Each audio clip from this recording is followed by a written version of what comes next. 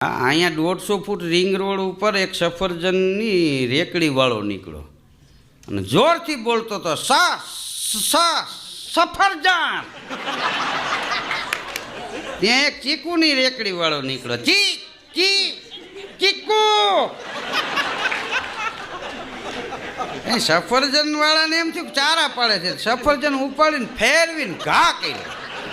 તે ચીકુ વાળો નમી ગયો ને એક બાપાના કપાળમાં. હો ચીકુ, હા ને બાપા ઉપડ્યા. હો કયો કયો કયો છે?